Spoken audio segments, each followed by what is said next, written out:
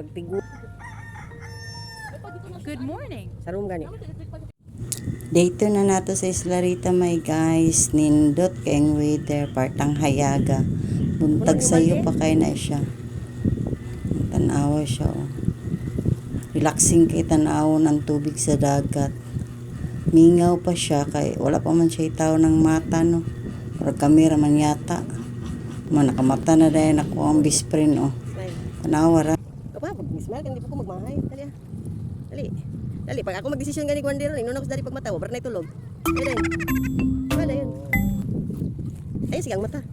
Oh, na-smile ako. So kay tulog pa man iyang mga kauban no, nagdula na lang unta siya maginusara sa buhangin. Habang naghulat siya mata pa iyahang mga ka-playmates. Oh, tanaw-tanaw sa siya sa tubig, kumulhumol siyang tiil. Ambak-ambak, o chance na namo mag-pictorial o mag-video. Para nami pang reels diri sa kuan FB. May na nami i-post. O di ba usahay ra ni nakabanding naming tolo diri o bibo kaayo. Yan, nagbaktas na dahil ming duhang apam na. Among gisuyo dito ang kuan. Dito sa pikas dulo. Among gitanaw ang tubig kung asa siya taman. Kung makalusot pa may dito sa pinakaunahan. Ay na nakakita mi sa view.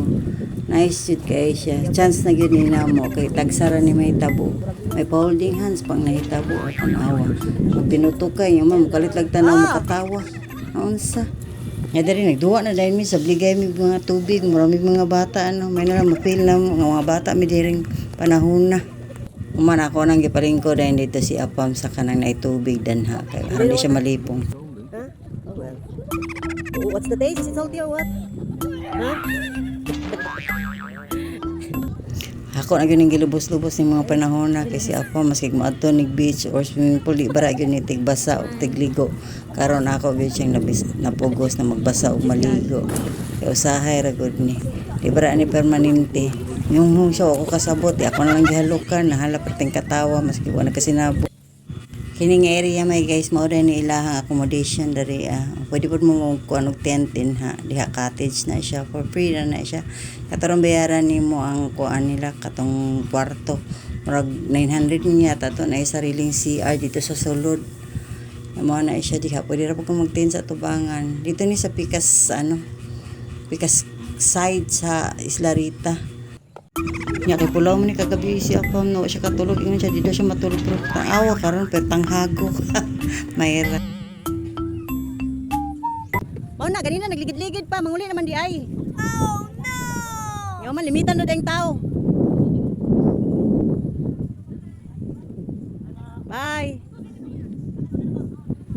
Ugma na lang daw mo, balikan na daw mo. Bye. Mao na ganina nagligid-ligid yo man nagkaroon nagdali-dali. Bye. Bye, Dos.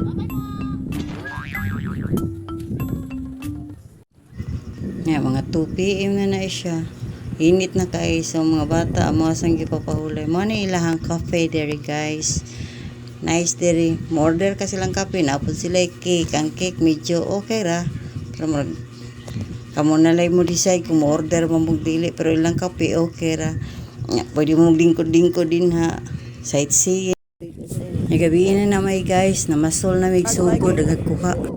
Ganinda sa isda. Pagkatan ko, ano sa di ko ani gahi man ni kubalon kayo. Sila kubal na tiil galas go. Mamaak ni? Of course, siyempre kada ko ano. Singi daw kita, gunito daw. Bawal na kauno no. Ah, unoy patakal.